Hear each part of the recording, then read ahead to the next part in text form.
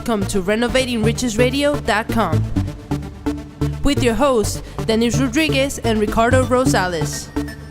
The show where we talk about turning rags into riches. We are not responsible if this is not work for you. Read the fine print only. Do not believe a word we say. Results may vary depending on how much self-education and due diligence you do. This is only for the action takers and serves as entertainment.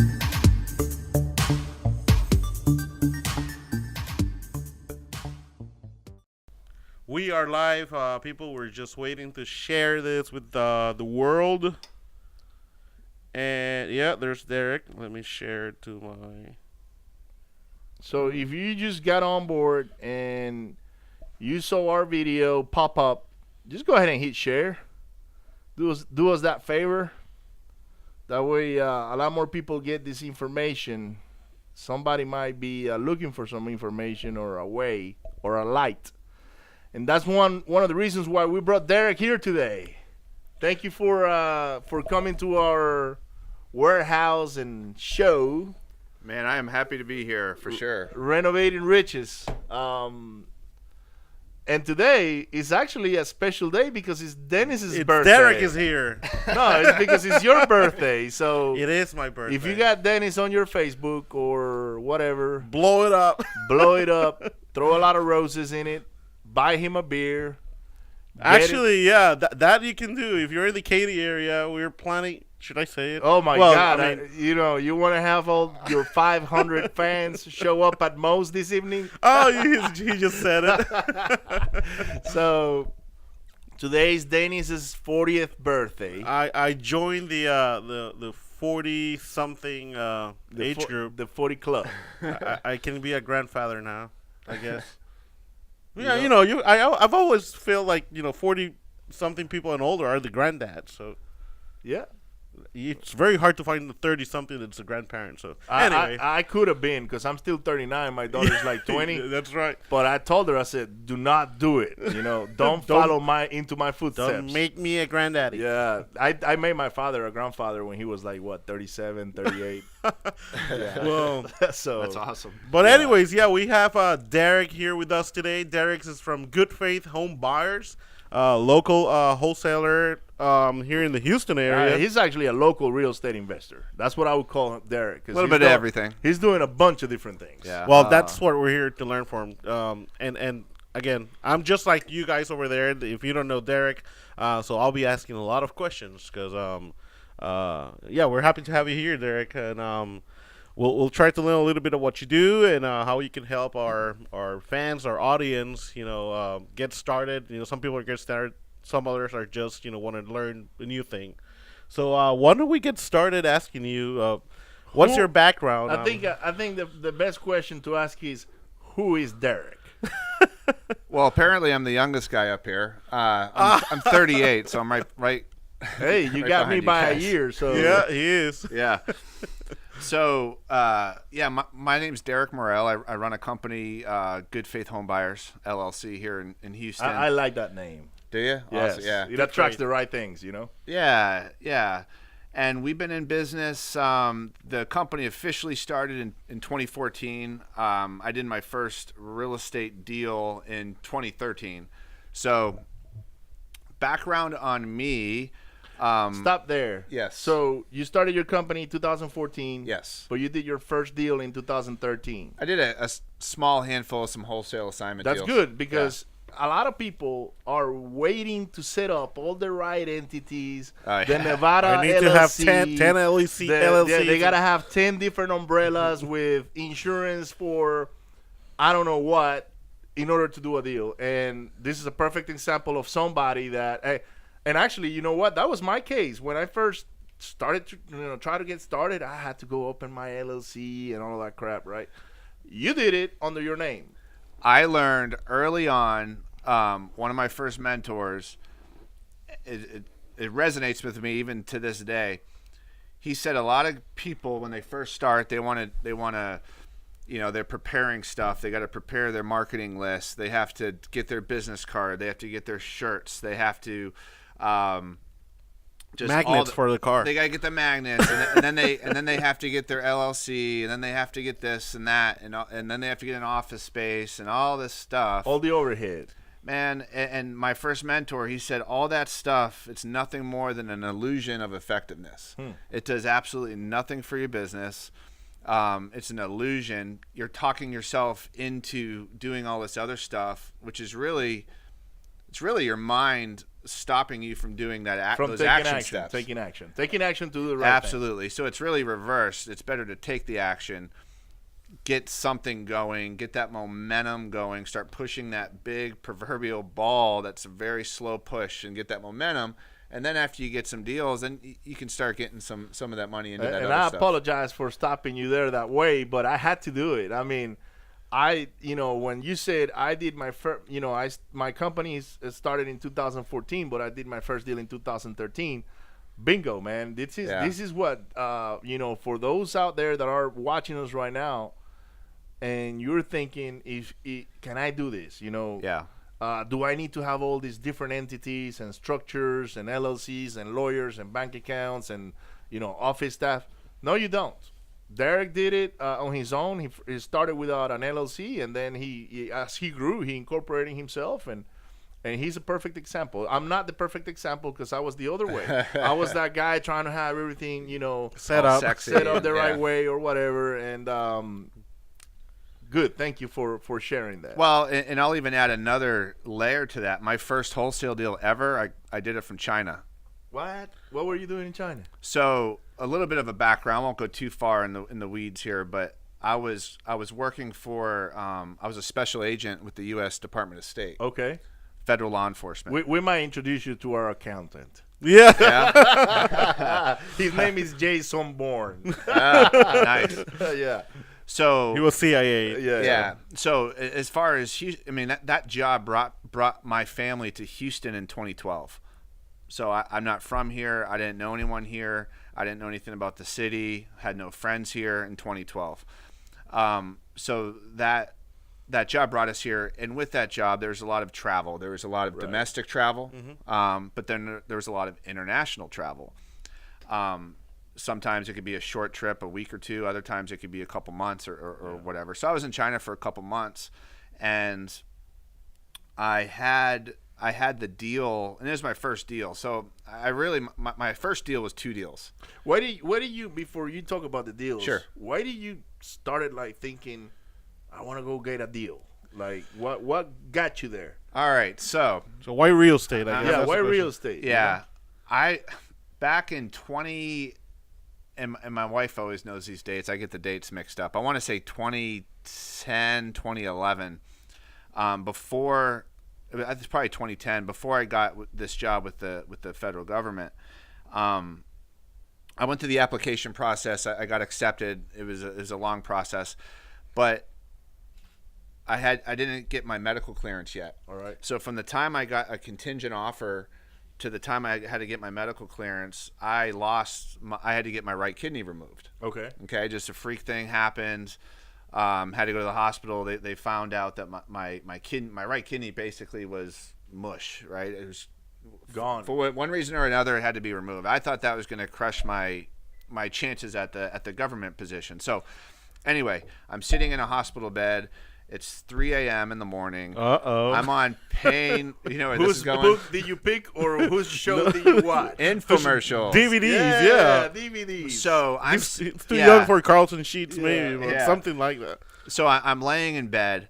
Infomercials on, and it was some goofball guru talking about, I think he was talking about tax liens. I don't even do that stuff, but tax liens, tax deeds. But it wasn't so much that. It was all the guru stuff he was saying about, creating your own life and living life on your terms and having the money to, And there you are laying down in bed, Yeah. waiting to get a kidney removed. And I thought well, for sure I'm not going to pass a medical clearance now. For this job, so I'm going through those thoughts. I'm on pain meds, and I'll tell you this though, that those thoughts, for good or bad, it was grounded into me, and so that was something I was constantly thinking of. When I went home, I started typing in things how about to make money from home and create passive income and the perfect life. Yeah, started typing stuff about real estate. I found this guy out of Florida I bought a self-study group, and long story short, the federal government did say, oh yeah, you can live long life with one kidney, not a big deal. Just get I didn't know that. To me, it was a pretty traumatic thing. Right. So I ended up still got the job and everything. So, but the seed was planted. The seed was planted, and if I was to shorten up the main reason, the job I had was great. There's nothing wrong with it. It was just taking me away from things I valued more so, namely time with my family. Yep. I valued that, and the value is obviously a little bit more than a career.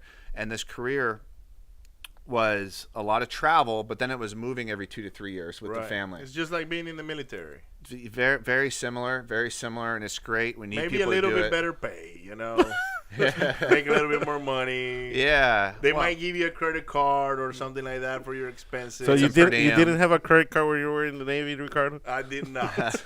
I was in the Marines, man. Oh, I don't know if you knew that. Yeah, good. Hoorah! Yeah, there you go. Thank you for serving, man. Hey, you too, man. You too. Semper Fi. Semper Fi, yeah.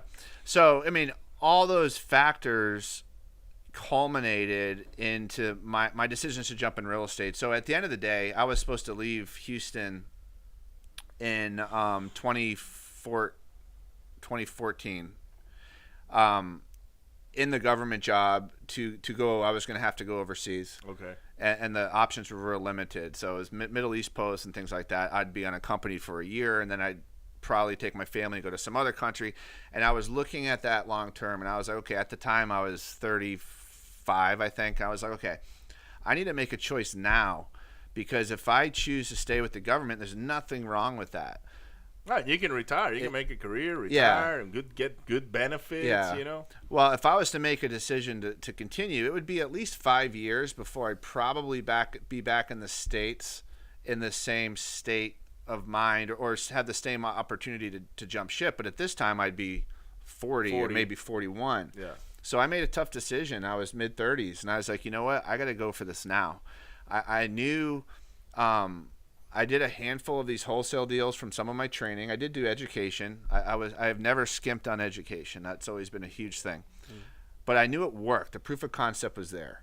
I could touch, see. I could go to any group in Houston, and I could see guys like you or whoever. I know it works.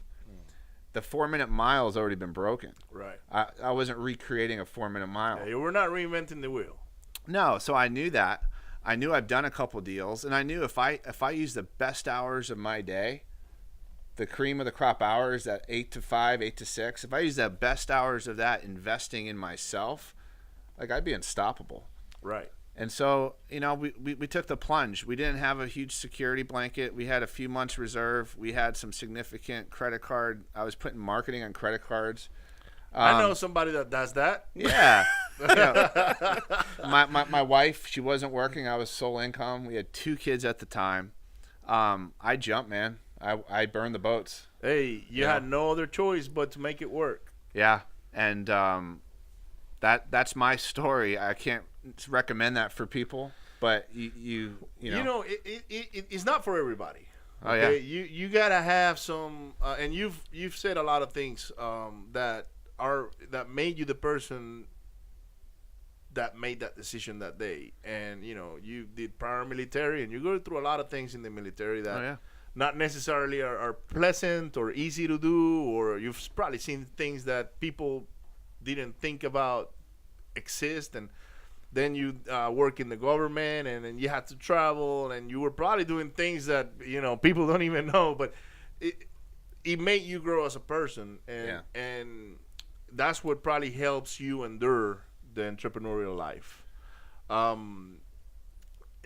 Everything happens for a reason. I believe in that, and God has got a way to take us through that path. Oh yeah. Even though when you think everything is not going your way, it's just making you, preparing you for that next. Or making you a stronger person. Making you a stronger person. That's correct. And you will grow. I mean, you have to grow. I mean, yes. You're put in a spot. Some of us are in those situations where it's a blessing, though, because you're put in a spot where you are cornered. You have to you have to feed your family. So maybe you have to make $5,000 a month just to break feed the even. family, pay your mortgage, just live, or Break whatever that even. number is, right? So, however, the curse of that is people that really want to jump in, that they get the lifestyle, maybe they've seen the commercials, they would love to have a job where it's on their own terms. However, the curse of that is many people are they're in a comfortable position, right? They're in a comfortable job, and they don't have to do anything. They don't do the things they have to do. So it's kind of like, yeah, that'd be cool. Maybe Saturday I'll do some training and make some phone calls, but they don't have to. They're not against it. They're comfortable. Yeah. And that's besides procrastination, being comfortable is a huge killer of success. That is correct, man. And you nailed that one right Yeah. in the head. That was one of my reasons. I flipped houses for like 8 years, and I just did 2 or 3 a year. You know, I had some rentals. I had some deals that went wrong or whatever, but I had that good job where I was making a bunch of money, traveling the world and running $100 million business or whatever. They were getting rich. I wasn't. I was making good money, don't get me wrong, until they fired me. Right? Yeah. Or I got laid off. And then, hey, by the way, thank you so much for all your hard work. We're going to give you X amount of money so you can walk away happy. I was like, Thanks. really, dude? You know? So I was put in a situation very similar. Although the day I drove off the building, I said, you know what? I've been doing real estate for 8 years now. As a side thing, I'm just going to go make it work to where it's Full-time. It's full-time, and it's going to give me the lifestyle I have right now. Yeah. And I wish I had that $5,000 a month expense thing that you just mentioned before. That was not my case. Yeah. And I found myself a lot of times with more month at the end of my money. So, and that's one of the reasons why we've grown. It's simple. Yeah. You know, we had to make it work. Same with Dennis. Dennis one day woke up and said, you know what? Ricardo is doing it. I'm going to go do it too. Yeah. And boom, he jumped on it. He quit his job. He's an engineer. Yeah. You believe that? And you probably thought about it for months and months, right? Oh, he thought about it for years. Engineer, He bought that Ron Legrand. Was it Ron Legrand? No, Carlton Sheets Yeah. videos back in 2001. 2001. He's an engineer, though. He had to think about it for about 5 or 6 years, right? Yep. He had to get the plan, the spreadsheet done, and all of that. And All the outcomes and Yep. make sure. No, but at one point, like you said, I mean, you have to jump, and that's that's why I'm here today, Thursday, my birthday, and I'm just having fun with you guys, talking about real estate, talking about how to make a living without having to be on the desk 8 to 5 or whatever it is, 9 to 5. That's something I never understood. People say 9 to 5. I've never had a job 9 to 5. They're always 8 to 5, right? I've never But had 9 to anyways, 5 either. at some part of the country, apparently people work 9 to 5. Miami, they do 9 to 5. They do. Maybe in Europe, or I don't know about here. yeah. Oh, I in know. Europe they do like 10 to 12 and then 4 to 6, something like that. They do have the 4 hours. They have the siesta. Yeah. Yeah, they got a long siesta. But all right, getting back on real estate. What? China. He said his first deal was. Yeah, how do you do that? How do you handle? I wanna know the details. How do you handle that? Because that is the truth of the virtual holes. Derek might have started all that crap, but he never patented it. Yeah. You know. And it's 12 hours difference, right? Yeah. I could say this. So the deal, I did put it under contract before I left Houston. Okay. However, remember, if you can, I know you've been doing this forever, and remember your first deal, right? And you're probably a little nervous. You don't know, I was nervous, but I was so happy that I was putting a deal under contract. Well, I was ignorance on fire. You know? Yeah. Well, so, all right. My first deal, I had 2 deals under contract pretty much within a week. I got bam, bam. Ooh, that's both pretty deals, good. right? That's pretty encouraging. However, so, and then you get, patted on the back. Hey, we need some volunteers to go overseas. Right. I went to China. It wasn't like a week trip, and I went there for 60 days. Oh, wow. 2 months. So I have a deal under contract. Within a few days, maybe a week later, I'm going overseas, but I still got to I was going to assign this contract. You got to go find a buyer. I don't have any. Remember, I just moved to Houston in 2012. I didn't know anybody. Yeah, your network in Houston was limited. Yeah, I think I've been to one at the time. I think it was like a Rich Club meeting. I did not know a soul in real estate. Yeah.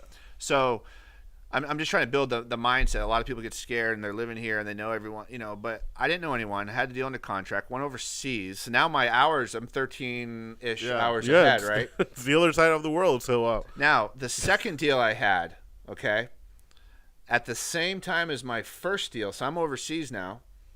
The second guy, there was some other investor. Looking back now, I know what it was. These other wholesalers started posting my pictures on Craigslist, trying to daisy chain and market some of my deals. The seller for deal number 2 saw the pictures, and on Craigslist, someone showed it to him. He started calling me. One of the pictures he was in the picture. oh, And he flipped his lid. Wow. So I have one deal that's, kind of okay. I have this other deal that this guy's yelling at me, telling me he's going to sue me and all this. Right. And then I couldn't do anything about it because I couldn't take the pictures down because it was some other guy Right. who posted Who my had the pictures. account, yeah. So this is all going on, my first interaction. So I, call it a hurdle if you want. yeah. right? People think things are smooth sailing. Oh, they have that wonderful life, and it's so easy to make a buck in real estate. And I mean, you have no hard. idea the things that you go through. Yeah. With the hurdles, from title companies that call you and say, "Hey, you thought you were gonna close today? We got a problem." I mean, Yeah. you never know. I mean, things happen. It is a roller coaster. It So, is. long story short, the guy, I kind of calmed him down on stuff, and finally I got that other investor, wholesaler, whoever he was, took those pictures down. He went away. We got the other one closed, but that was my first touch. Some people touch the frying pan and never want to touch it again. So I had to touch, but I knew You're like, okay. you have to be resilient. You have to fight through it, Yeah, and I think military, law Yeah, enforcement. your previous background gave you the strength. You have to be a fighter. To go push through it. Yeah. You're like, okay, my deal fell through, whatever. And I know better now not to market these deals through another wholesaler that you have no idea what he's gonna go do. Well, he did it without my permission. Right, which is that's even worse. Yeah. So yeah, he wanted to bring you the buyer. Yeah, And making money. I know so. what he's doing now. Guys do that all the time, and it drives me nuts. But back then, when you're green, you don't know you're learning this as you And go. no, the one thing is, if you're starting brand new and you see that he's doing that, you're like, man, are all the wholesalers doing the same thing? Is this something that I really want to do? Yeah. Do I want to be associated with somebody like that, or is that the image that I want to project? To society, not even to your friends or whatever. It's just to society. Because when Right. you say I'm a wholesaler, then what do they think? They think about that guy that posts Yeah. pictures of somebody else's deal on Craigslist so that he can go bring you a buyer or whatever. Right. So you say, you know what? The hell with that guy. I'm going to continue going through. I know this is going to work. Okay, this is one of the hiccups. I'm learning. And boom.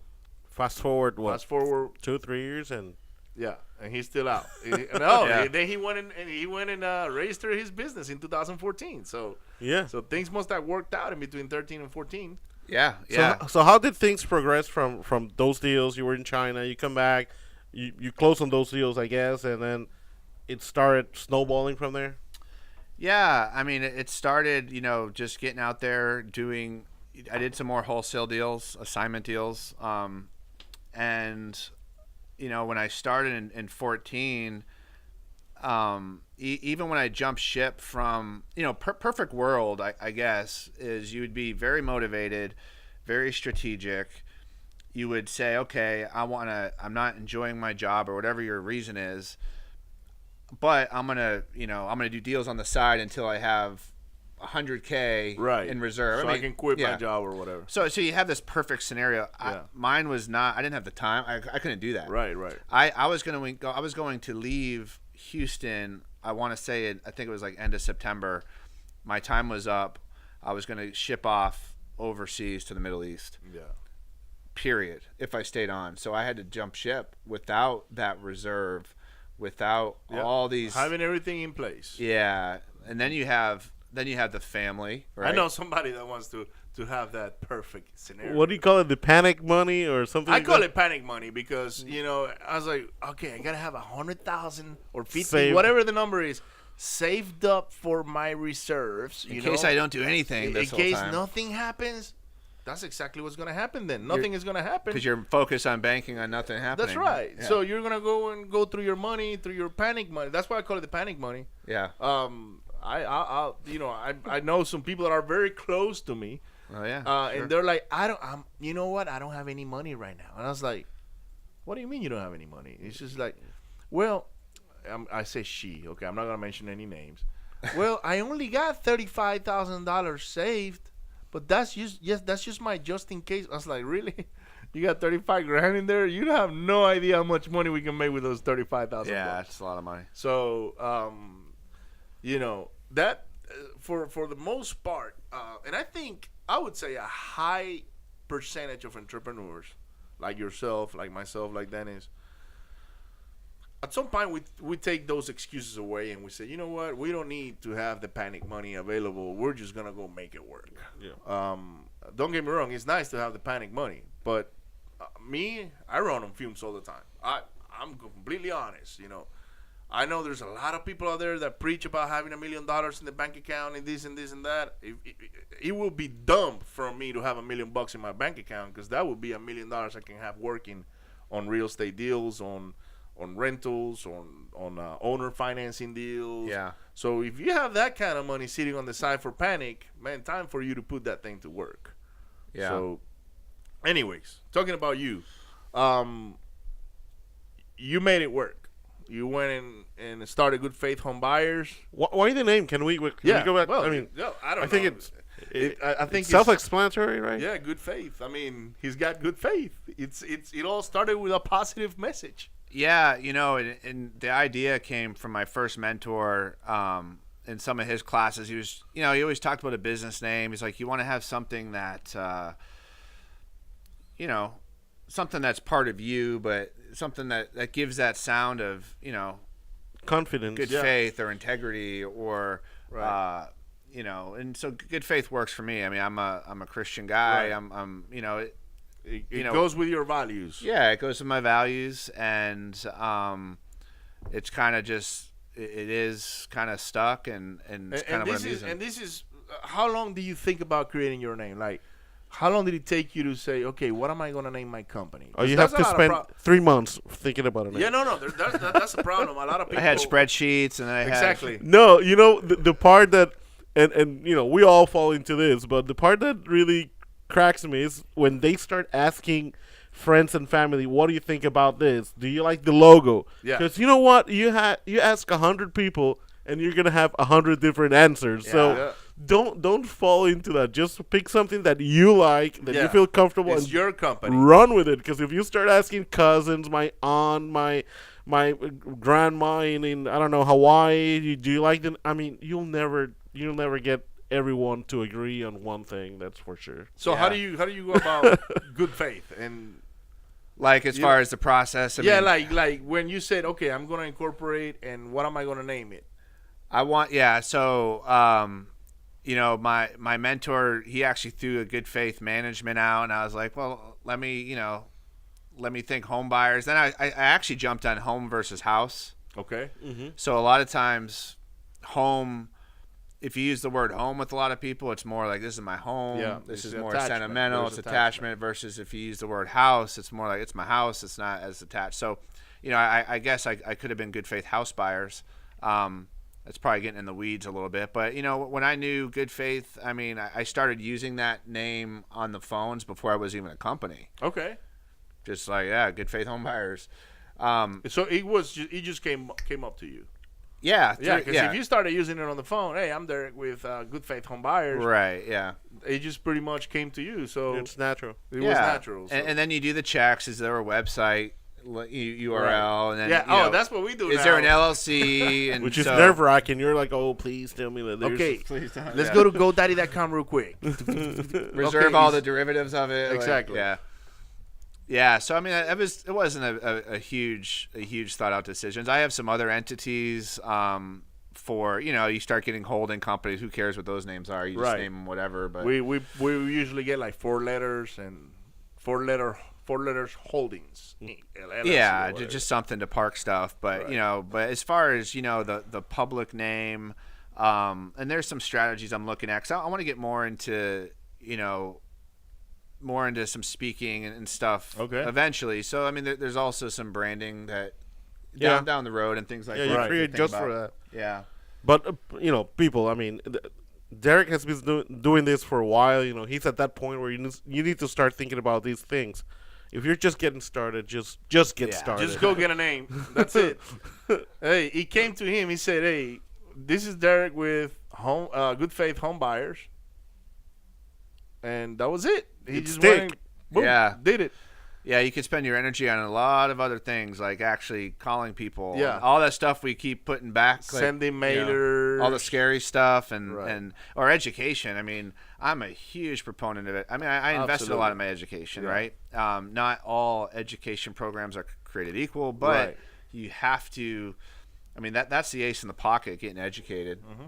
Whether you might, and maybe you don't have money, maybe you educate because you have a bunch of cash and you can buy a program that you vet and it makes sense, or maybe you partner with guys like you or something, and you bring a value, you bring a lead or you bring value, and then you learn a little bit, but your education's through an action. equity split or something. So And it's through action, because Yeah. if you're partnering or doing things like that, then you're most likely involved in the deal at some point, some Right. way, somehow. You're gonna learn the process of the mechanics, and when you Absolutely. go do it on your own, it's a lot easier. Yeah. So what kind of deals have you done, Derek? Like, you've done wholesale deals.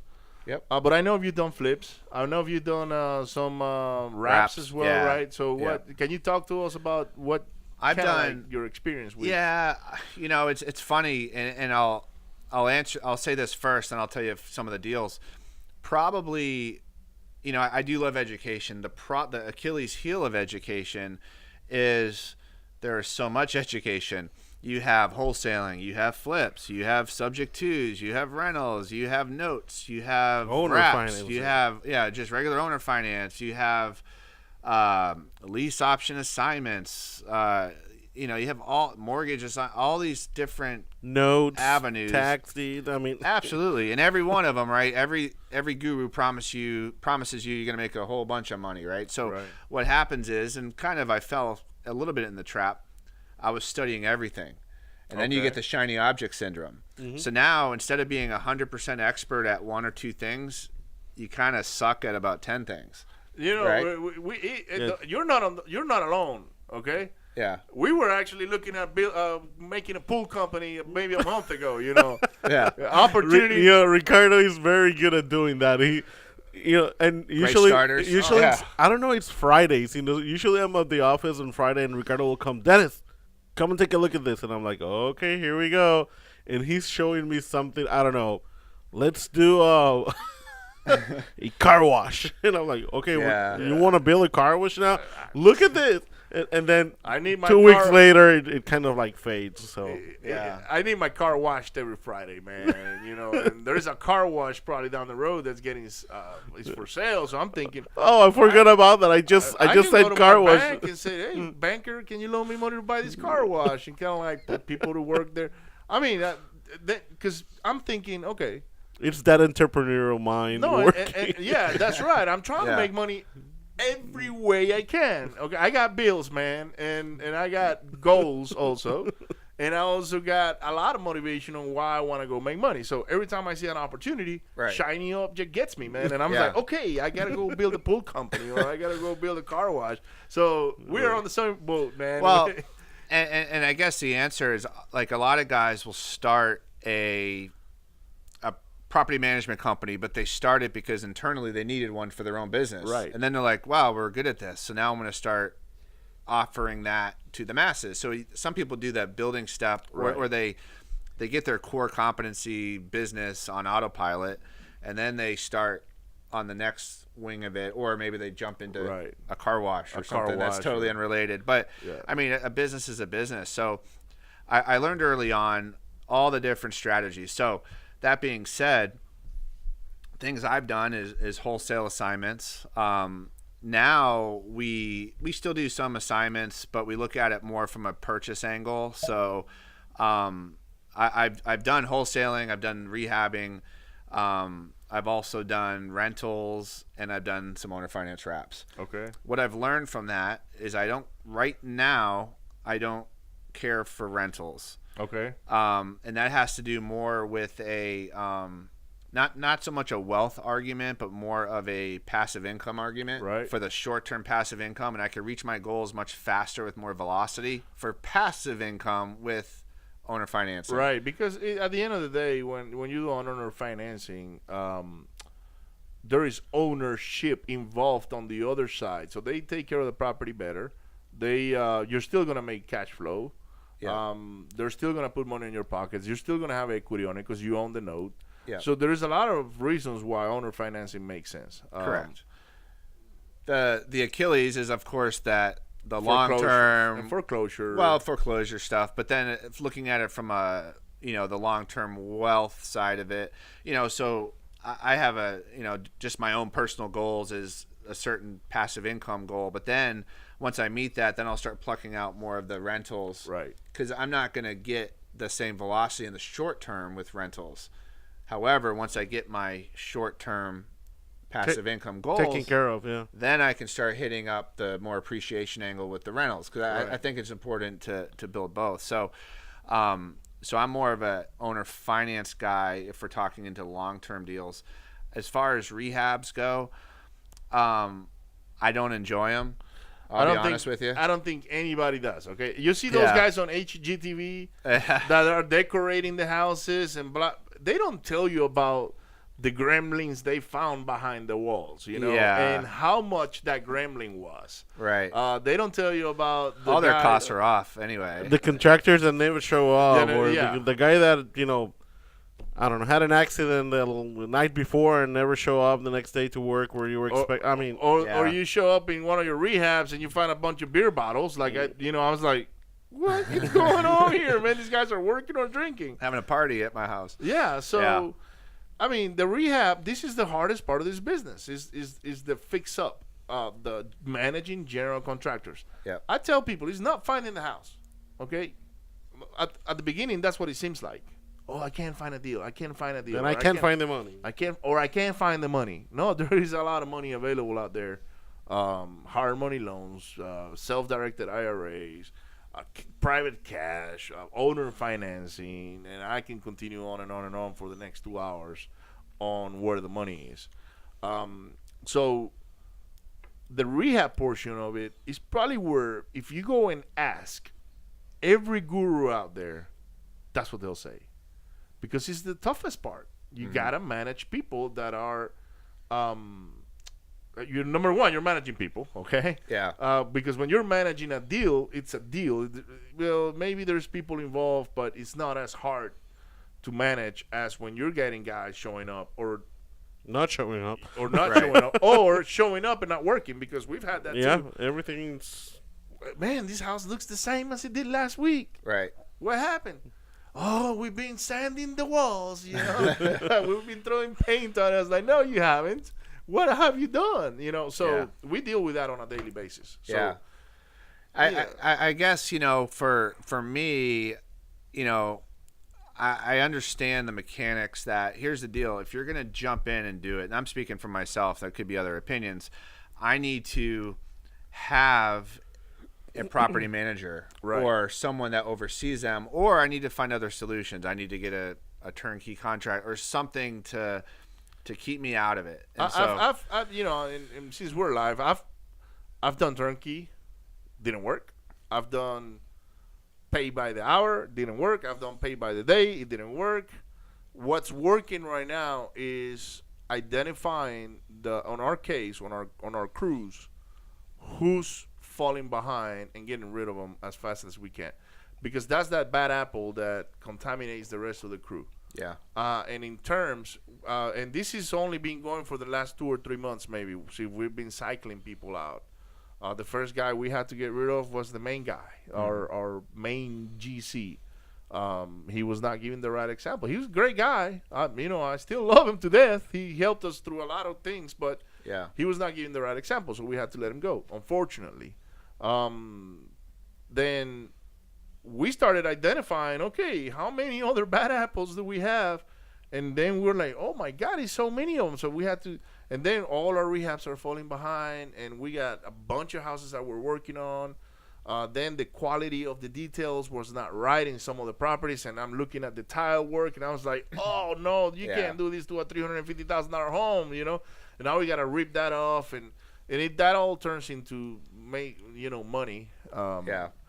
And headaches. And headaches. But now that we know what our sickness was, now we're progressing more faster. And I think the key there is your control. You control your guys. Right. So it's not, So Derek, if your main thing right now it's owner financing, then how are you finding those properties? What type of properties are you looking for? And also, how do you do any fix up? Do you buy them, like they're ready for a new owner? How does the process work in terms of the type of deals you're getting? Well, yeah. What are the mechanics behind on an owner, or what are your owner financing deals? Yeah. So for owner, so I also do the wholesaling, and I'll still purchase and then maybe sell. We call it wholetailing. Right. That's another strategy. So one thing I tried to do, because we're talking all these strategies, so some people might be like, oh, you just said 5 minutes ago that you don't focus on all these strategies, but you're focusing on 2 or 3 or 4 right there. So what I try to do is I try to use my funnels, the same funnel, to place those deals in this right bucket. Right. So I'm still a wholesaling company, which is also known as a sales and marketing company. You have to have, if you want to have profits and you want to have margins, you got to have that wholesaling portion. You have to fish for your own. That's right. For your own, yeah. And so what I do with the owner financing now, the avatar owner finance house, I'm doing those in the lower end areas. Okay. So I'm doing those, call it 125K,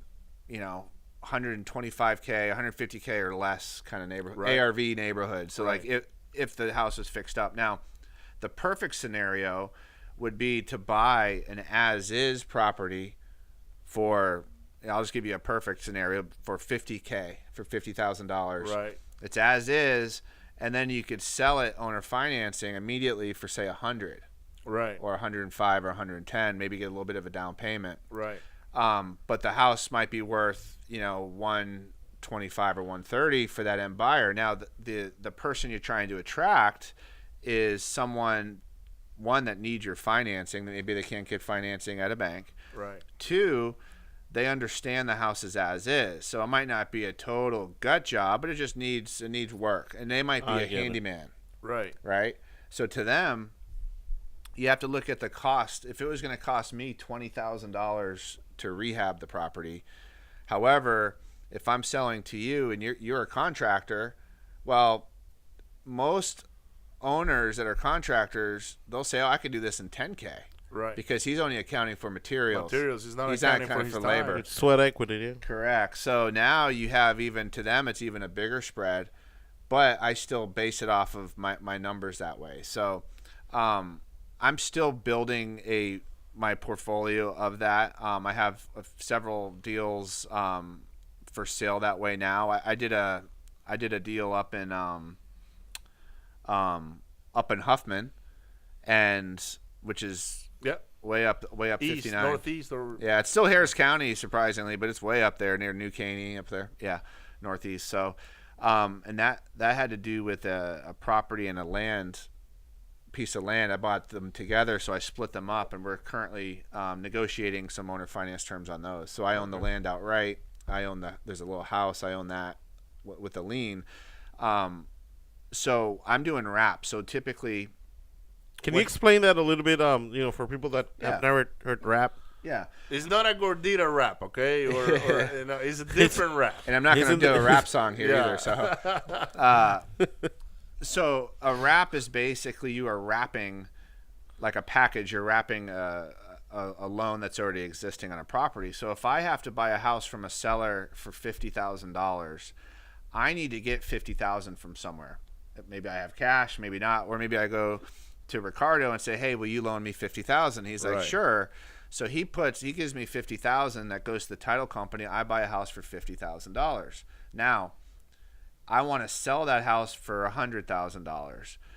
When I sell it to someone off the street for $100,000, I am creating on paper another lien for $100,000. It's a new loan. And it's going to actually be greater than what I owe Ricardo. That's right. So they just call it a wrap. It's gonna wrap around that first lien position. So I'm still a junior position to Ricardo. So what that means for him is if I don't pay, he could still come after me and foreclose on the house. Now, the catch though with wraps is your underlining loan. Right. If you might loan me money, but you might say, hey, Derek, I'll give you $50K, but it's only for 6 months. Yeah.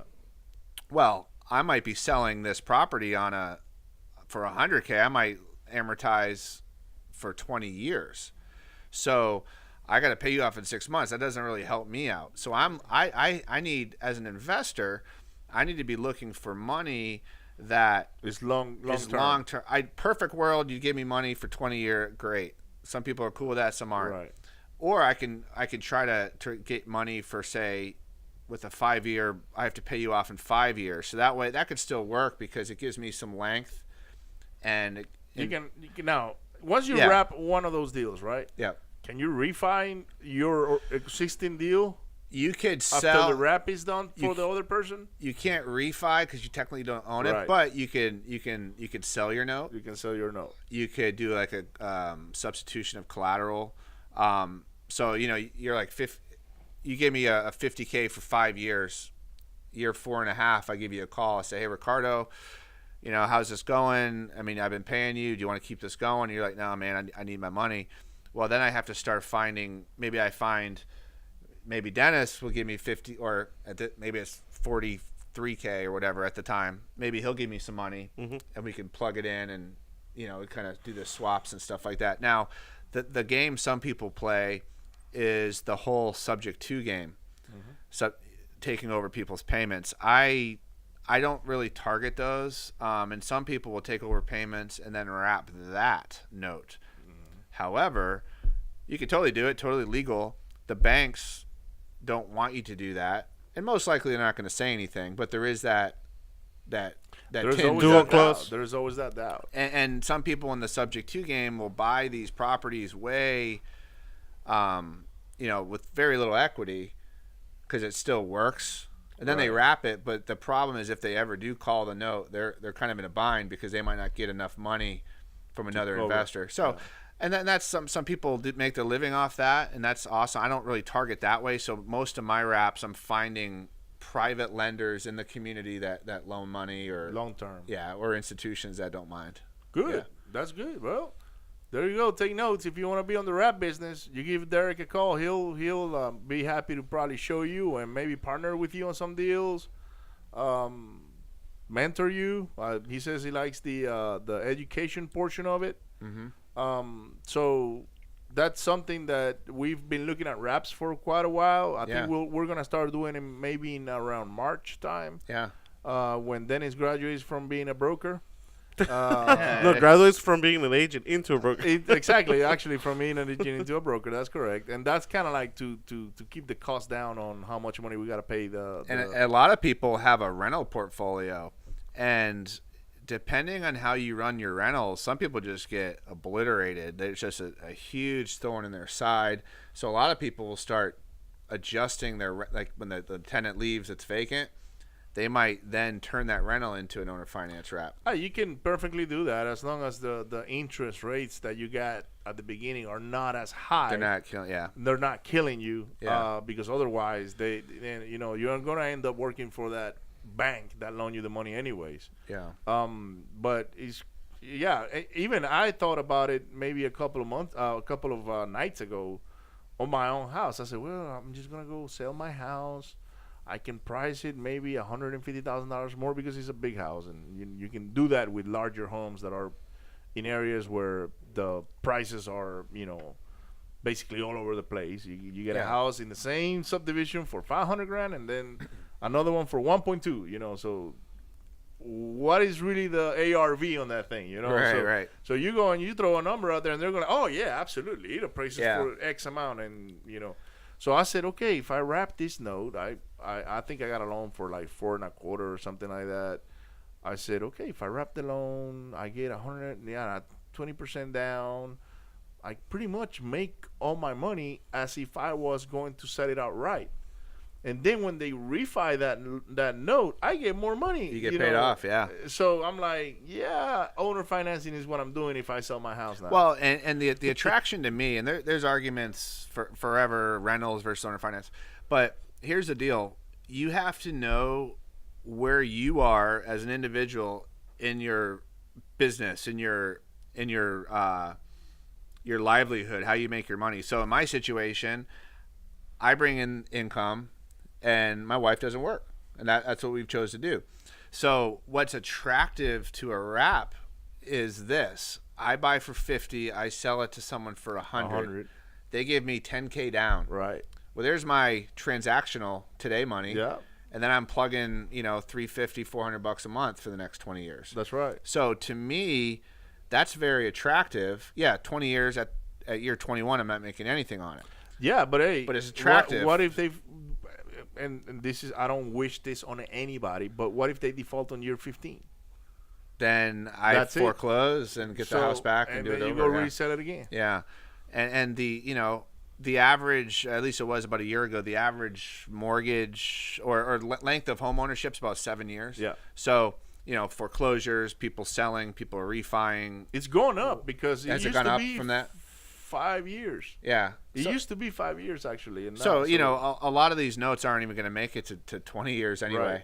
Right. So you're going to have a number, and then, we yeah, don't. but once they start refinancing, you're getting a chunk of change. Yeah. Because number one, You're getting a premium. you got your first 10 grand or 20 grand or whatever they put down. Yep. And then you get your cash flow on the note. And then you get a bunch of cash when they refi because they still owe that equity to you. Yep. So you'll end up making $50,000-$60,000 on even more if they kept the note for maybe 4 or 5 years. Then you add up all the cash flow throughout those years. Yeah. It's one of those things to where when you start plugging in numbers long term, you're like, man, this is the best business in the world. Yeah. Because now you are the bank. Right. Even though you have another bank, it's no difference than insurance. In insurance, you got the insurance salesman. Then you got the insurance company that's doing the insurance on your house. But then they do have a reassurance company. So in the mortgage wrap business, is probably the same thing.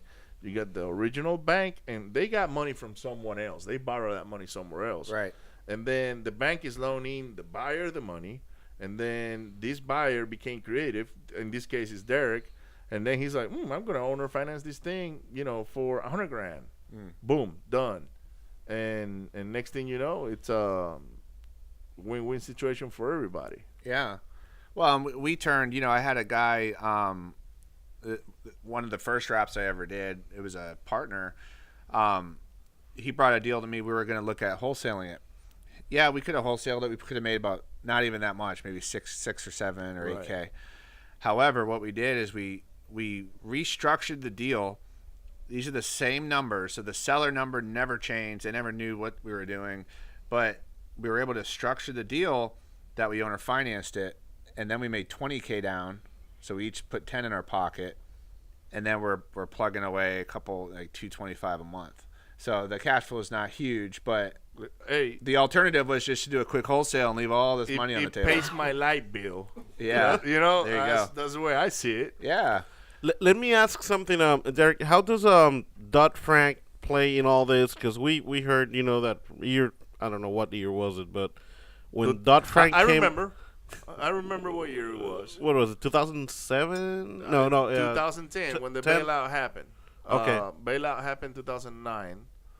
That's when they came up with all that stuff. So how does that affect what you do in terms of disclosing and making sure that the buyer that's buying with owner financing knows what he's getting into? So what type of disclosures or restrictions, I would say. Yeah. So let me caveat. I mean, obviously, I'm not an attorney. I'm not giving it. This is all my opinions. I do seek advice from attorneys and title all that companies. stuff. And Yeah, everybody so- should. So this is just a conversation. My opinion's here, but the way I was taught. I mean, you have Dodd-Frank, you have Truth in Lending, you have the SAFE Act, RESPA, all these. Then you have the Texas Code. You have all these things that blanket each other. Some people will say you can't do 1 or you can't do 3 or 5 or whatever. So often, It's like they're coming up with this thing now that you can't wholesale houses. They're gonna put a law against wholesaling. yeah, Good luck. well, yeah, and so you have these different rules, these regulations that say 5 and then 3 and then 1. You know, and really it's pretty much a common denominator. So what we do is the nuts and bolts of it, from what we understand and what I've been advised, is basically I use a RMLO, a residential mortgage loan originator. Okay. So one of the things to originate a loan, you have to be licensed. Right. And then there is the debate is how many can you do before you're licensed, but also it's not that you have to be licensed or you have to use someone that is licensed. Right. Right. So remember the context of a lot of these laws are in the context of big lenders, you know, your Chase Bank or your not us little guys, right, that are just doing this. And we're actually fulfilling a niche in the industry. People that buy from us are not going to buy a house. And period. they're not going to get qualified by those guys. Yeah, so we are providing a value. We'll charge a little bit higher interest, but we are providing a value and taking a risk. So what we do is we still vet the person, The buyer. right? Yeah. So I mean, there's no predatory. There's knuckleheads that do everything, but if you're gonna do it right, I call it that we do common sense financing. Right. So what that means is, you know, we'll pre-vet verbally when we first talk to a buyer, but at the end of the day, we're going to send them over to a professional that's licensed, a residential mortgage loan originator, Right. RMLO. What they're going to do is they take them through the whole rigmarole. They're going to get a credit report. They're going to get, you know, income and copies of their license, and anyway, they create a packet. They're going to get basically. approved by that loan officer. Well, and they don't even approve. They basically give me the packet and they give me their recommendation. Right. But I'm still Bank of America, so to speak. I'm the lender. Right. So I look at that. You know, see, guys, this is how a bank looks like. You know, take a good look at them. yeah, worth billions. That's right. Yeah. Hey, one day. So, you know, we look at that and we say, okay, we're not too worried about credit report. People get dinged up on credit. Stuff happens. But there's a lot of people that have a bad credit score that make good income. 10K a month, 15K a month. Think, you know, painters or entrepreneurs. They have some job history, whatever. So, I mean, they got in some trouble a few years back and their credit score is ruined for a decade. Yeah. A bank looks at the other way around. They don't care if you're a good person, if you got income. You're on that box, Yeah, man. you have a 500, they're not giving you a loan. or You've whatever. gotten boxed in by the banks. So those are our customers. Now the other benefit, obviously, there's no prepayment penalty. Right. So we might charge, you know, 9 or 10% ish or whatever that fluctuates.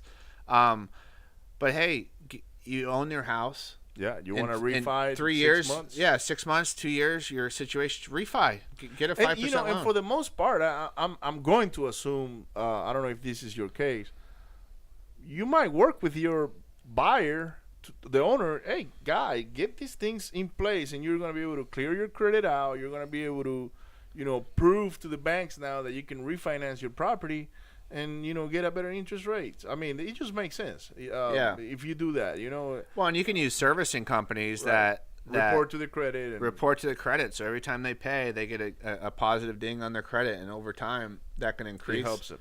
Yeah, and you know, I mean, the other owner finance. I mean, I have a mentor, right? And so a lot of this stuff. I learned And you from heard him. this throughout the podcast for the last hour now. I have a mentor. I have a mentor. I have a mentor. And this is very important, Derek, because I commend you for that. Not everybody out there says, I have a mentor. They says, I am the guru. I buy whatever, however many properties. And it's very important to find a mentor because it kind of like leads you the way, eases you into things that you don't know about. Yeah. And you've mentioned your mentor, didn't mention the name, but you mentioned your mentor a few times. it's helped you get to where you are. Absolutely. And I've had multiple mentors and different, I've had coaching clubs here in town. I mean, I've dropped some money. I mean, that's a whole other mindset thing, but but it's really people see it as, okay, I got to go to, I don't know, to one of these classes that some of the local investors put together, and it's $500 or I don't know, $5,000 because you're getting some nuggets that But in reality, you're investing in yourself, number one. So that money that you're putting out there, it's getting back to you one way or another. Yeah. Number two, you're buying information because these guys are out there. Now, if you go there and you drop, I don't know, a bunch of money and you just find out that, you know what, that class wasn't really what I was looking for or hoping for. They really gave me something very basic and I'm further ahead than what I received. Okay, so be it. But for the most part, people that invest in education, they're going to get that money back one way or another. And you're going to pay for education one way or another. Oh, yeah, you will pay. I did. I pay my education. I tell people it cost me $250,000. There you go. Because I did everything wrong in the book when I first started in this business. So I wish companies like, I'm going to mention them here, Fortune Builders, and existed back then. They didn't. Or at least I didn't know about them. It's a different mind. Like when you're coming from maybe a corporate world or a lot of the things like with mindset, I got challenged like the way, not just to be positive and work hard and all that. That was more of a work ethic thing, but the mindset of focusing on what your goals are and changing the way you think, being willing to understand that, hey, I might have some blind spots in my life. And when you start changing that, it's a lot easier to drop money on education versus the other way is more of a scarcity mentality to where, oh my goodness, I'm not even going to pay $500 on one side of the coin. But then you're saying you want to be this millionaire.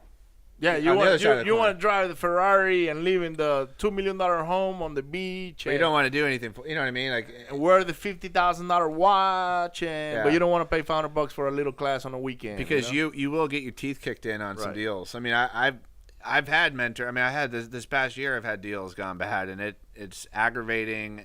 But you push through it and you do your best with it. But But it happens. I mean, it does. It's one. I've had them. I just had to fire the whole crew yesterday. Yeah. They did good work before, and I showed up in the property, and I'm like, "What's going on?"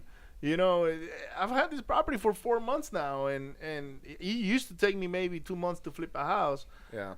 I went from flipping a house in a month and a half to 2 months into now a house is taking me 4 to 5. Right. And it's that portion that, hey, everything is not, it doesn't go right. You will get punched as you go, and you just got to deal with the punches, and continue going.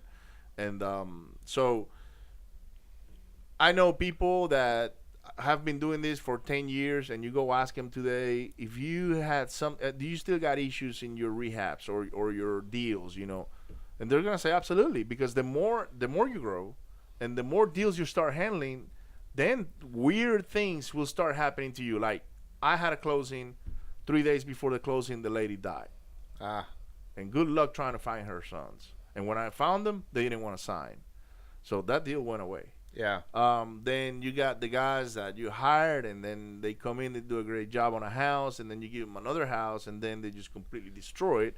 Yeah. Or they don't finish it, or they're, half through the rehab, they do stupid things, and you're like, what is the right formula? And I don't know if there is a right formula. I think the right formula is just to continue pushing through and managing your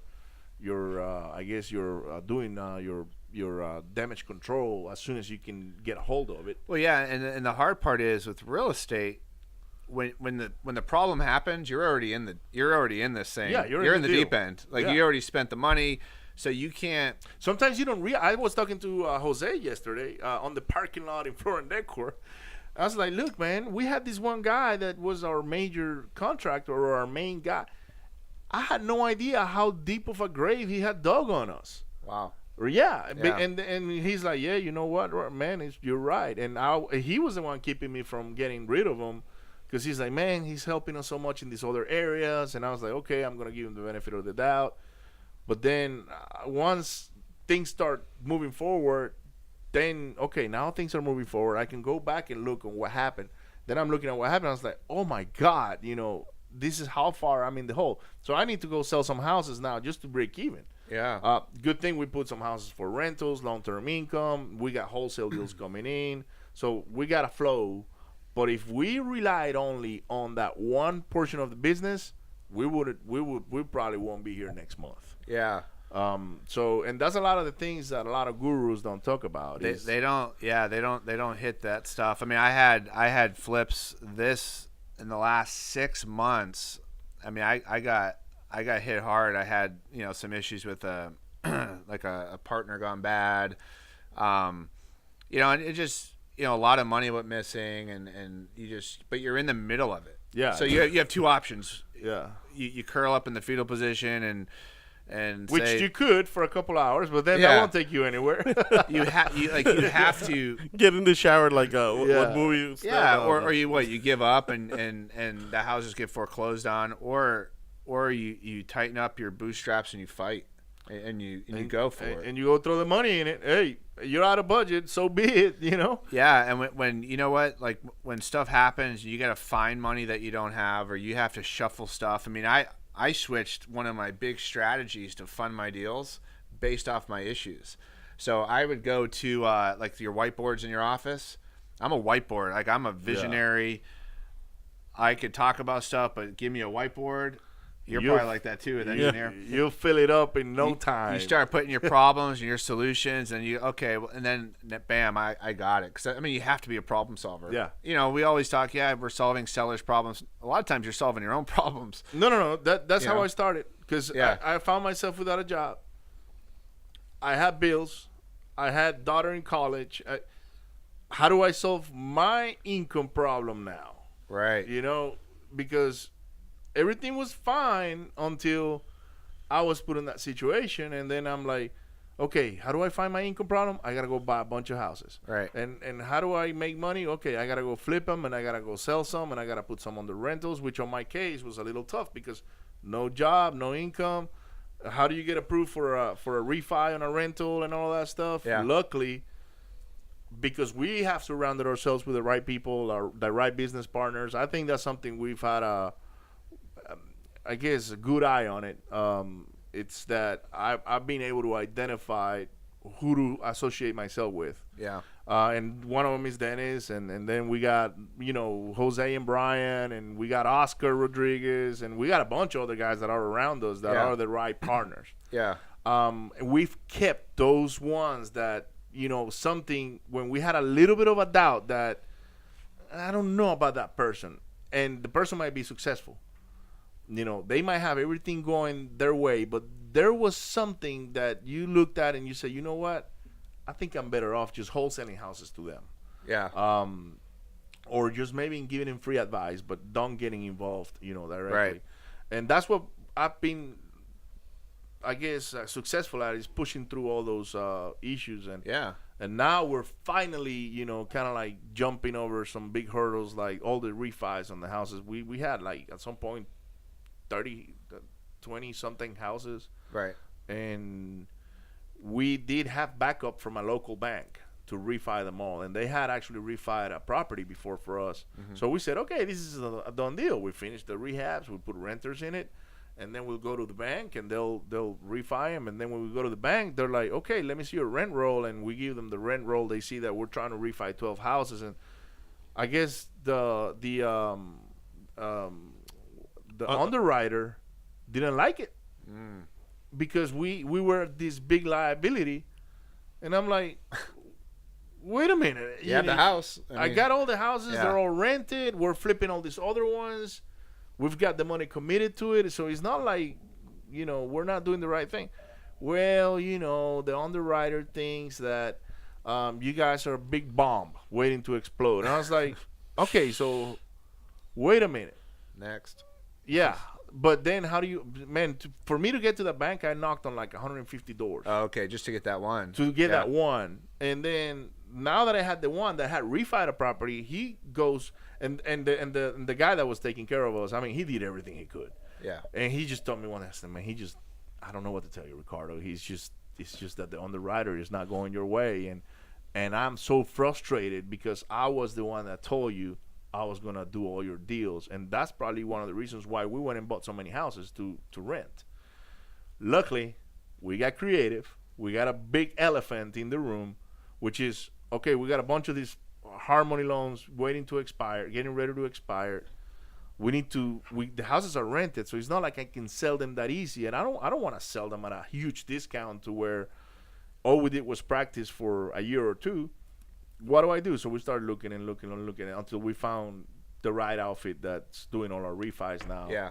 But it was not easy, and one of our partners was not sleeping very well at night, because he said, "Man, I committed my money to our investors, and our investors want their money back, and we can't get the money out of it." So that's for everybody watching out there that think this is just a breeze through the fields.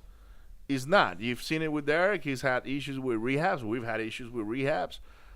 We've had issues with sellers going bad, or not showing up, or trying to hustle you out of money because they see the assignment fee, or a buyer. I think we get more buyers in our groups. We don't get many of those now, but I'm pretty sure we will in the future because we're gonna start offloading a lot of properties to like the open market. Yeah. But I had one guy that is actually close to us say, we were sharing that assignment, and he's like, "Man, why don't you try to sell it for a little more?" And I was like, "Dude, you're making $10,000 on a letter that cost you, $1.10, and that we negotiated the property for you and everything. And you want me to go milk that guy that's gonna flip that house and needs that equity?" And he's like, "Yeah." And I was like, "No, dude, let him make that money. Yeah. You're going to make good money. We're going to make good money." It's kind of like a win-win situation for everybody. And then I sat him down and kind of like talked to him and said, "Listen, man, you don't want to burn people out. And we had already discussed the price with a buyer, and we're not going to go raise another 10 grand just because you want to make an extra $5,000 for you." Right. Yeah. So, and he got it. He said, "You know what, man, you're right. I got a little greedy," because that's what happens. As you start growing and you start seeing deals go through, this particular person didn't do a single deal before he met us. Right. And now he's done 6 deals, and the 6th deal is where he got greedy. Gotcha. And I was like, "Hey, man, come on, dude. Let the money flow and everything, and we'll be fine." So it's not easy. So where is Derek going from here? Like, what are your near future goals, Well, one thing I'm always thinking about is hedging, and I think we all think about it as business owners, seeing where the market is, where's it going to be in 12 months, 24 months, and how do you hedge yourself against that? So,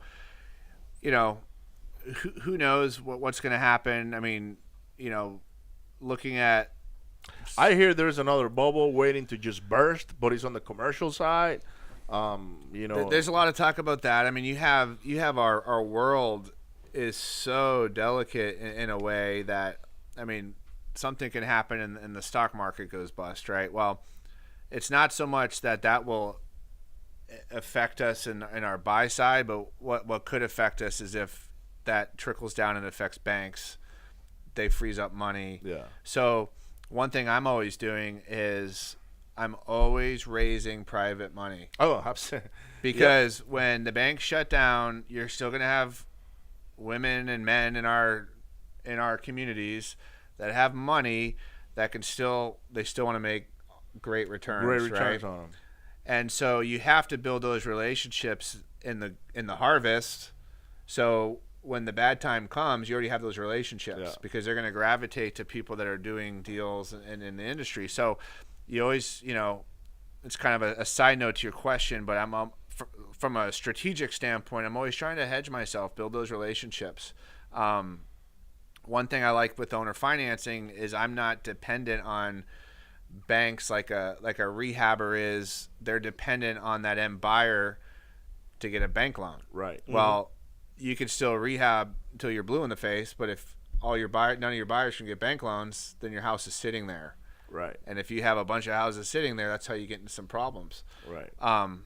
But if you know how to do, all right, you just do a 2-step into owner financing, and you already got how to put your financing in place on the underlying lien. If you know those skills, it just makes yourself a little bit better. You just adjust, you know what I mean? You just do different strategies. So, short term, my short term goals are this. Like, I'm currently building out my team. I'm a smaller. I'm still getting my. You're lean. Yeah, I'm lean. I like having a smaller footprint as a company. However, one of the goals, I think, with any business should be whatever you do have to get it on autopilot. Right. And to get it on autopilot means you have to have a team, because you can't have an autopilot if you are if you are everything. You can either own a job or you can own a company. Right. So I'm still building my team. I've had people, and sometimes it doesn't work out. So I'm still building the team up to get that point on autopilot. I do have some short-term kind of income goals for the company, but then I also have my passive income goals. Right. So I'm really focused on getting owner financing right now, as much as I can. However, I'm still assigning, and I think for rehabbing right now, I'm switching up my property avatar. I just want the bread and butter type rehabs that I'm doing, kind of stay out of the lower end areas for the rehab portion. Well, that's how I got started, in the lower end. Yeah, I like those areas. I still do some lower ends, although now I'm more middle class, and the reason why I'm not in lower ends anymore is because I got burnt with the rents. Yeah, because I was doing. You were looking for rentals. I've always wanted to have rentals, and I believe in somebody else paying for that loan, and blah blah blah. But man, at some point, I have half of the houses paying, and the other halves are not paying, and so you're not really making any money, and you get tough. Yeah, absolutely. So, I've actually leaned up. I'm trying to stay more niche and be very focused. I want to be the consummate expert in what I do. Right. I am a big, I study the strategies. I think one of my gifts is taking a complex strategy or a complex issue and bringing it down to simple language, teaching or something like that. So in the future, I do like speaking and doing things like that. But I need to, I was doing some speaking, and I kind of stepped back because I want to take care of got to take care of the house. You know what I mean? You got to take care of my business. You got to work on your business. I mean, this is the real deal. I mean, this is my livelihood, my family, everything is, business. And if I can get multiple streams of income, great. But it's very important to me to have a passive income stream as well as a transactional, I call it today money, right. Going on. So you got to pay bills. They show up. You got to pay bills. I always have a lot of inspirations and thoughts. I'm big on the mindset. I'm big on daily rituals. What are the books that you're reading that you recommend to people to go and grab that is getting you that mindset? Because I don't think anybody's born with that mindset. It's all about rewiring your brains through that. It's definitely about rewiring. I mean, there's so many books. I mean, you got the classics, The Think and Grow Rich, The Law of Success. I mean, those are the must have. Yeah, Napoleon Hill books, obviously. Those are kind of the staple books. Right. The book I'm reading now it's a Jack Canfield book, The oh my God, Laws of Success. That guy is my favorite. He's good, and that book it's interesting because in 2013 I started getting introduced to, I say mindset, and some people are like, oh, mindset, everyone has that. But it's different than that military. I had a good mindset when I was about 18 years old. Yeah. It was about going to the club on the weekends. My mindset was about that. Your mind was set. Huh? Yeah, it was set on drinking. but you have, there is warfare in your mind. Right. And you have to understand that. And all the negative stuff that we are given to on a day-to-day basis affects us. Everywhere. It really does. Everywhere you look at is negative. There's negativity, you know. Absolutely. I got rid of my cable. Yeah. I was like, I'm not watching any channels because they're all negative. Yeah. Well, and it's so true. And you got the politics, you know, and I'm not saying I never watch the news. I mean, I'll get trapped a little bit here and there. I'm one of those, man, Derek, I'm one of those guys that sometimes Dennis will come in and tell me, man, did you see what happened in blah, like, blah, man. blah. And I'm like, what? Yeah, it's almost, yeah. I mean, that's great. But that book, Law of Success, not Law of Success, Success Principles. Do you get to meet Jack Canfield when he came over to Houston a couple of years ago? No, I did not. I got his book and he signed it for Man. me. I got that one book and he signed it for me. I got that book with me in my little bag over there. But that book, what I like about it is, you know, a lot of the stuff other places I've been introduced to a lot, and I've been studying this stuff for years. But I just felt like that book, it was like everything was compiled in one place. Right. Because he was like nailing it at one after another. No, and, he's great, man. He's Yeah. one of my favorite ones. Yeah. And I'm big on audio and you know, you got, I mean, here's the thing in today's world, I mean, it's almost no excuse. Yes. You have every single, I don't have time. oh my goodness, you have 1,440 minutes in a day. I mean, it's crazy. Just driving time. Like the people that Yeah. work corporate, okay?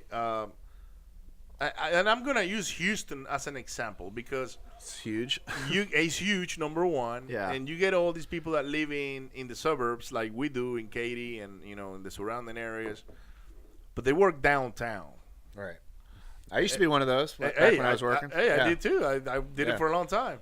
Hell, I used to commute to another rig in the middle of nowhere. Yeah. So I did have a lot of time to read and listen to audiobooks. But they say they don't have time. And then they spend 2 hours in traffic going to the office and 2 more hours going back, or maybe more. Because sometimes it's like if there is an accident, good luck. Yeah. That's 4 hours in a day that you can be using for self-education, which I do. I go. That's your PhD right there. That's it, man. I Yep. got a PhD on self-education. I can tell you about Jack Canfield, Zig Ziglar, Tony Robbins. Tony Robbins, Grant Cardone, Sean Terry. We love Sean Terry. Yeah, he's great. Yeah. I think I've listened to about 60 of his podcasts by now, and I just found out about the guy not long ago. Yeah. I've been wholesaling for a little while with Dennis as well, and we had no idea who he was. And one day we ran into him, and I'm like, "Huh? How do you scale your business 10 times or whatever?" Oh, I'm buying it. And Dennis is like, "Really, dude? It's like $2,000 or $1,500 or whatever it was." And I was like, "Dude, one nugget that I get from him is gonna help us propel our business." So Yeah. So, and he's the real deal. So we started listening to him, and He's very generous with what he gives. yes, I mean, he has a ton of free stuff, and then the stuff you pay for is pretty decently priced. So. After we started doing his videos, Dennis came to me and was like, "I cannot believe we got all of these for the amount of money that we paid." It was a really good return of investment. Yes, it is being a very good return on investments. You know what though? The sad part is many people they'll buy the videos, They don't watch them. they don't watch them, or they do, but they're in that trap. They're never ready, quote unquote. So Right. they never take action. They don't 'Cause take action. This is an action game. Well, you know, something funny, you just mentioned that because we were like watching one episode and then we'll sit down and just go through the whole episode on, okay, this is what we're doing right now and this is what he's saying we should do. Yeah. How do we compare? Okay, you know what? We're not doing it. Why don't we just go and implement? And we were implementing it right away. So it was like a 4-week course or whatever. It took us like 4 months. It's taking us like 4 months to do Yeah. it because we're going episode by episode doing what he said. and implementing it. And implementing it. So we haven't stopped never doing what we did or whatever, but we are trying what he's doing because Yeah. obviously if he's had success, why don't try it and see how it works. Now, some things will work for us, some others won't. Yeah. You just gotta adjust, like you've been saying the whole show, you Yeah. know, go with the punches and away you go. But who else? What about real estate? Who are your mentors in real estate? Well, you mentioned Sean Terry. I mean, I'm in one of their mastermind groups that they. Oh, wow. They one of their boardroom groups. So I think I'm going to see him here in a couple weeks. Weeks. So I'm in that. Real estate, I mean, I've been through the Prosperity Group here in town. Prosperity Group. AC Ramos. AC, yeah. Right. Him and Tim was with them back then. It was back in Team Mai. 2013. Is it Team Mai or Team Mate? Tim Mai. Team Mai, yeah. He's not with, I think he separated a year or two He's ago. probably got his own outfit now. But I went through their coaching program. You know, he's one of those guys that I used to watch on YouTube, and I said, man, if he can do it, I can do it. Yeah, he's funny. Yeah. You know, when he was working about his rehabs and how they did it, granted, and me, I think it was me and Jose used to watch him, and Jose's like, man, those guys are making it happen, and I was like, well, maybe we should go into wholesale, because back then we were not wholesalers. Yeah, we were just buying properties from wholesalers, right? And but I've never been through one of their coaching programs. Well, you know. The challenge, I had that first mentor I talked about in Florida. His name was Tim Taylor, and great stuff. It's like I learned so much the fundamentals from him. The problem, like in Houston, I don't know. It was just I'm from the Northeast. Right. I grew up in Massachusetts, outside Boston. Cities are just different up there. Like here, it's just so massive and spread out. Yeah. And you have the 100K homes, and you got the mansions, and there's a tire shop in between them. It's just it's weird. Like when you're not used to this. Right. You know, I didn't have my finger on the market. How do you run comps here in Houston? How do you what are there's so many micro markets and stuff. So I joined one of the big polls of a local group was that I've been in Houston for a year. You had to learn the market. You had to learn the area. You had to learn what everybody else was doing. So you're talking to guys that are doing deals, that have been doing deals, and what that does, education is nothing more than it accelerates your learning curve. Right. So who cares if you pay $5,000, $10,000, 5, 10, 15? It doesn't matter, because if you know you're going to fail, then 10, 20K is a lot of money. Go play golf or do something else. You know? But if you know you're going to succeed, right. 10, 20K is not a lot of money. Well, you know what? And you mentioned something very, I guess, very true, I would say. I don't know if that's the word I'm looking for, but a lot of people don't know if they're going to succeed. And you mentioned right there, if you know you're going to succeed, why not? Because for you, there's no other options. Yeah. You're going to succeed. Right. You know that for a while. You're succeeding right now. So you're going to have some failures going through, because hey, we're all gonna fall down and come back up at some point for whatever reason. Yeah. A deal gone bad, or or a few months of deals not showing up, because that happens. Right. But a lot of the, I guess, people out there that want to do it, they say, well, I'm gonna try that thing to see if I get any success. Yeah. And that is the big difference in mindset on what Derek has been talking about for the last few minutes, which is, this mindset thing. He knows he's going to succeed. So why not go put the money into education, which is just going to make you better? So if you're out there watching right now or listening and you have a doubt whether you're going to succeed or not, that should be out of the question. You should have complete conviction that you're going to succeed in doing whatever. It doesn't have to be real estate. It could be becoming a chef or franchise or a owner franchise owner, or you want to become a car wash owner, or you want to become whatever. Go invest that money on education and have that conviction that you're going to succeed. Otherwise, don't torture yourself. Yeah, because otherwise you think you're going to fail, or what if that thing doesn't work? Most likely that's what's going to happen, because that's where you're attracting into your life. Yeah, absolutely. It's all about law of attraction, right? Yeah. So our producer is calling us up because we've been going for an hour and 30 minutes. It's actually a pretty interesting show, to be honest with you. We got to probably do a second round with Derek and catch up in a few months and see how everything is going. If you want to get in contact with Derek for any questions about wholesale, owner financing, wraps, whatever, or just partner up with the good faith home buyers. Yeah, if you want to sell a property, of course you call me first. Nah, this is for Derek. I get all the leftovers. Yeah, no, hey, you never know, man. Sometimes the leftovers are the best ones, you know. I might see something you don't. Exactly. You know. But Derek, where can people find more about you? Yeah. Our website's goodfaithhomebuyers.com. That's faith, F-A-I-T-H, goodfaithhomebuyers.com. My email, my direct email is Derek at goodfaithhomebuyers.com. That's Derek, D-E-R-E-K, at goodfaithhomebuyers.com. That's probably the best way to get a hold of me if you have any questions or anything. Pretty easy to get a hold of. You'll probably see me. I haven't been going to as many networking events. I really buckled down to focus on my own game here. But I'm at some of the events in town. There's guys. There is so much free education. There's events every night of the week. You could eat every night, have drinks, whatever you want to do. I mean, there's a lot of excuses people have, but one of the excuses shouldn't be there's no networking or events. I mean, there's you'll either become a real estate investor or a drunk, one of the two.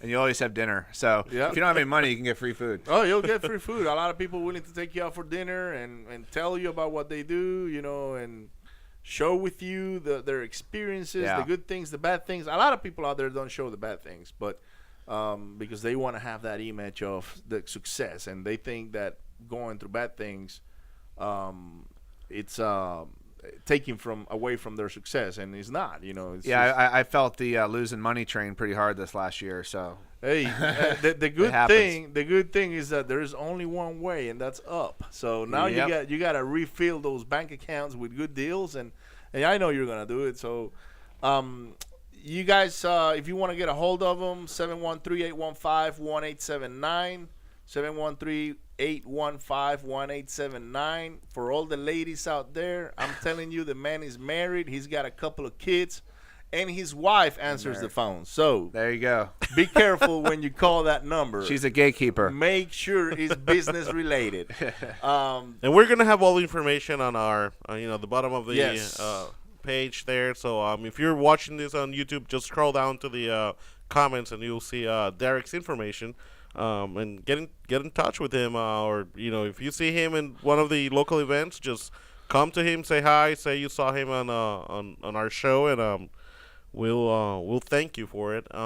So and he likes the educational business, so that tells me that he probably wants to mentor others and show people maybe how to do certain things, or in real. I mean, you here's the deal, guys. You always have to provide value to someone. If you want someone to help you, that you're not paying them a bunch of money, that's one thing. But if you're just like, hey, I want you to get lunch with me and spend 3 hours and then get coffee the next day, and then I'm going to call you every other day. Guys, you have to provide value to that investor. If you want to work with these guys, bring them a lead, bring them a deal, say, here's my value. I got this thing. I know it's something. I know it. It's just I don't know what to do. I don't know how to structure it. I don't have any contracts, whatever. And it's kind of funny you mentioned that, because we do help a lot of people, but every now and then we get that one guy that thinks you're gonna go look at every deal for them, and then you're getting texts and like, what do you think about this deal, man? I really don't have time. Why? Just the address with no other information. They want you to spend 30 minutes researching it. Right? Or they send you 10 deals of the MLS. I was like, look, man, if they're on the MLS, most likely I already looked at them, and they're not a good deal, or that's not a deal that I'm interested on, or whatever. Yeah. But going back to what you're saying, if you're gonna call Derek for some mentorship or whatever, number one, make sure it's worth it, to where there is value being transacted from side to side. That way, both of you can go out there and make money. I believe in the law of reciprocating what you give out. So don't expect Derek to go out there and train you and teach you a bunch of stuff if you're not willing to partner up and make his bank account grow bigger. And I'm gonna say that flat out, because we all got to make money in this business. Otherwise, we might as well go, open a church or something like that, to where And Ricardo's not far from that. No. Yeah, the new No, I office. bought that church, but that church is going to be an office. Okay, it's not for me to be preaching or anything like that. I'm not. I'm far from being a preacher by any means. Yeah. With that being said, ladies and gentlemen, thank you so much for tuning in today and in the future when you watch this later on. Thank you so much for showing up, Derek, Awesome, and guys. giving us all this valuable information. I've learned a ton. I know that there's a lot of people out there that are going to benefit from what you're saying, and they're going to take this and run with it and make a bunch of money. Dennis, happy birthday. Thank again. you. Happy birthday, man. Yeah, thank you. And all the people that have, since we're doing this on Facebook Live as well, I've been reading the comments, so thank you, everyone. I'm sorry if I didn't get back to you, but I was into the conversation. I didn't even bring a laptop today. I'm looking at my phone, and oh my God, I'm sorry. I'll get back to you later. But this is it, guys. Thank you so much. Have a good day, and be blessed. Bye. Thanks, everyone. Bye. Take care. Thank you for listening and watching RenovatingRichesRadio.com. Find us and give us a like and 5-star review on YouTube, Facebook, Instagram, LinkedIn, and any other social network you can find us.